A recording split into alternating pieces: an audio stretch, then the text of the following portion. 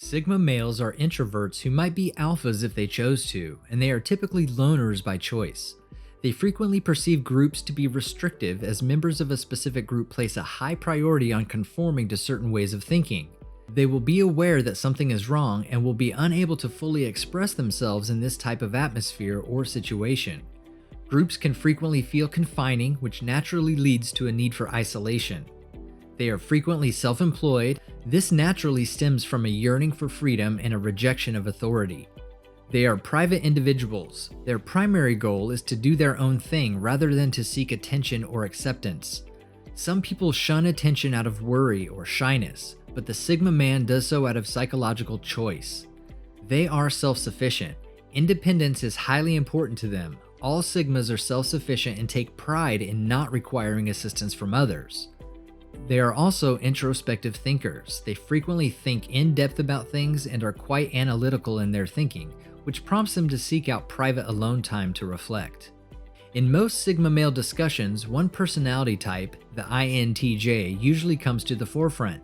However, any introverted personality type can be a Sigma male, and another personality type that leaps to the top of the list just as much as an INTJ is the INTP personality type.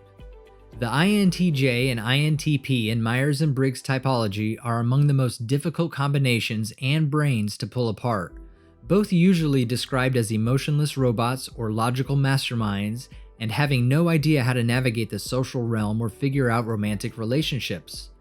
Because they are both intuitive thinkers, they are frequently mistyped as the other.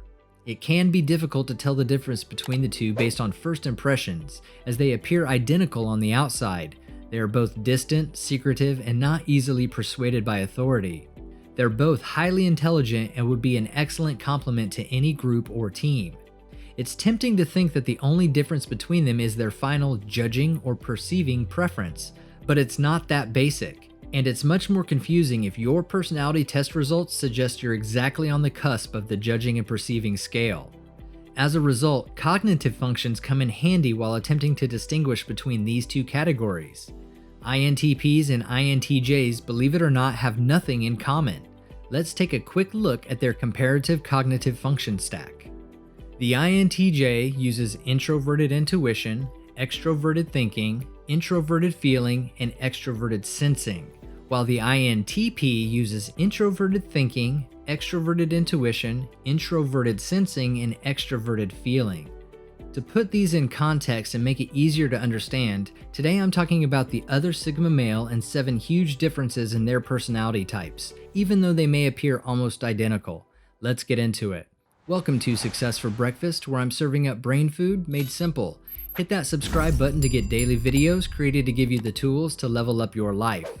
Starting us off, in number 7 on our list today is efficiency versus exploration. Productivity might be the official INTJ catchphrase. Their secondary function, extroverted thinking, is carried out in the external environment, and they can complete tasks on their own timetable. They will, without a doubt, have a conscious motive for mastering each new skill in order to bring their greater vision for the future to reality. You can bet that each stepping stone was meticulously planned out to be efficient and calculated. The INTP's extroverted intuition, on the other hand, is all about idea production and investigation. This translates to playing the devil's advocate for the sake of playing the devil's advocate. It's not uncommon to find them chowing down on another bizarre conspiracy theory or learning about something crazy. Who said being too far-fetched was a bad thing? To an INTP, it's worth checking into if it's intriguing. The number 6 huge difference with these Sigma males is caring about micro decisions versus rolling with the punches. Do you have strong preferences on where to eat and where to go when you're out with a group of people, or do you say, whatever's fine, without sarcasm? The INTJ will very certainly have a clear idea of what they want, whereas the INTP will most likely play eeny, meeny, miny, mo and choose whatever he's feeling at the time. The INTP is a much more of a go-with-the-flow type person when they are in a group or amongst friends. The 5th huge difference today is overindulging versus emotional eruptions under extreme stress. The grip function, which is the last function in the personality stack, takes center stage as a result of extreme stress. Extroverted sensing is the INTJ's personality trait. This feature is used for escape in a variety of ways, including binge eating, drinking, and Netflix marathons. The INTP, on the other hand, will be unusually emotional due to extroverted feeling. This manifests as violent tantrums, lengthy rants, and careless hookups resulting from rebounds. If you've gotten some value from this video so far, show your appreciation and hit that like button. That's going to signal YouTube that you think other people could benefit from this video as well. The fourth huge difference between these two types of Sigma males is one is more focused versus wide-spanning interests. This can be observed in music selection, as the INTJ tends to lean towards one or two specific genres. They also love to listen to complete albums in one sitting and are often die-hard fans of just a few musicians. This is consistent with their literature, films, and television shows. As a result, they are extremely knowledgeable individuals who are actual experts in their industry and the certain subjects they are interested in. The INTP, on the other hand, will amass a random collection of almost everything. It's fairly typical to come across a large number of unknown artists and subgenres. Take one look at INTP's music playlist and you'll assume it's a collaborative playlist prepared while drunk with the local death metal groupie, their grandma, and a grade school airhead. Here's a pro tip. If you ever need a ridiculous video on demand for whatever reason, ask an INTP. They undoubtedly have a vault full of them. The number 3 huge difference is the secret caring versus goofy side. When someone succeeds to break through that incredibly frigid surface, a warm and gooey heart awaits. This applies to both parties. The warmth, on the other hand, manifests itself differently for the two different types.